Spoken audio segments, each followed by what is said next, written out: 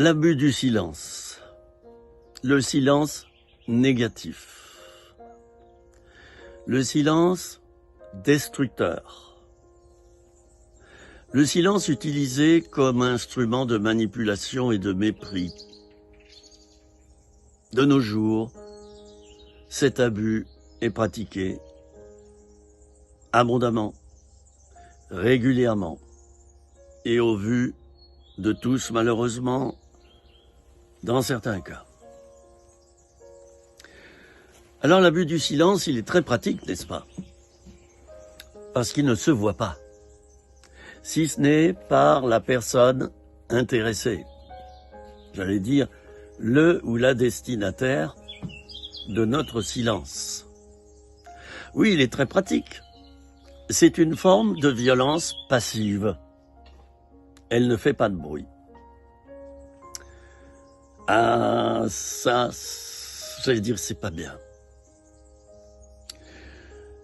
Deux collègues de travail qui ne se parlent plus depuis des mois. Pourtant, ils travaillent ensemble. Deux conjoints qui ne se parlent plus. Et pourtant, ils vivent ensemble. Deux enfants, frères et sœurs, qui ne se parlent plus. Et pourtant, ils vivent ensemble. Tous restent dans le silence. Deux partis politiques qui s'ignorent et qui ne se disent jamais bonjour, qui n'ont jamais de contact. Chacun fait comme si l'autre n'existait pas. Quel mépris! Quel mépris! Quelle injure!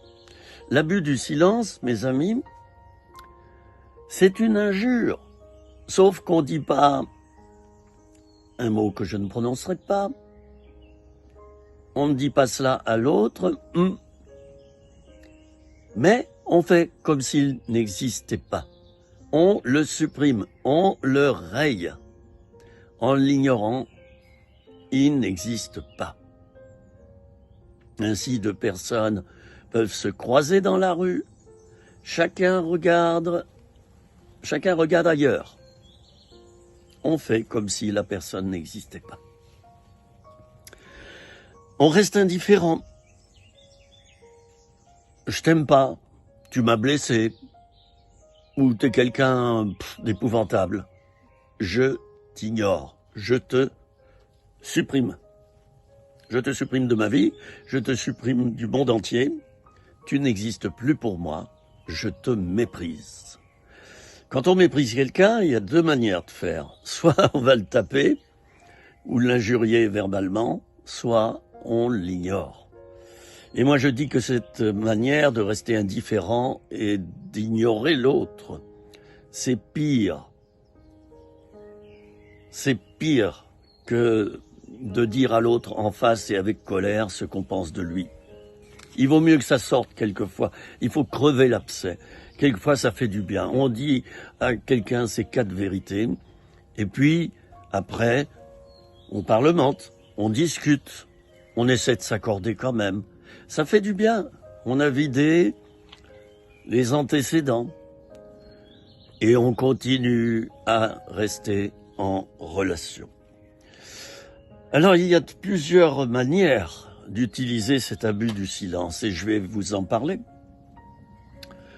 Vous voyez, il y a le cas de celui qui fait semblant de ne pas avoir entendu ce que l'autre lui dit. Ça, c'est pratiqué abondamment. C'est une belle manière d'éluder le problème.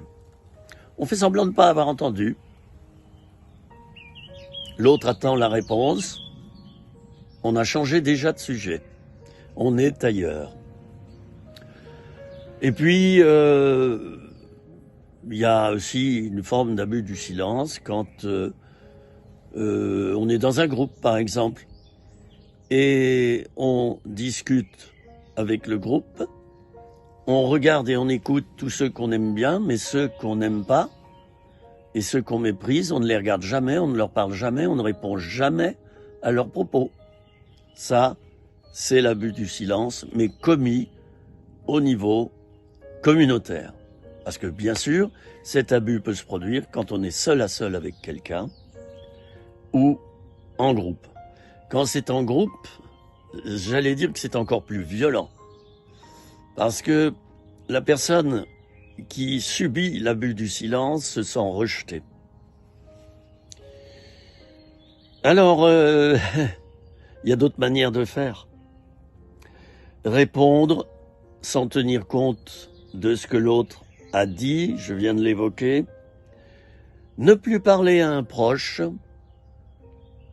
pendant quelques heures, un jour, 2 jours, 3 jours, 1 semaine, 1 mois, 6 mois. Ça, c'est l'abus du silence. Si ce n'est pas fondé. Parce que quelquefois, c'est fondé car on a affaire à une personne très dangereuse pour nous. Le silence est une manière de nous défendre.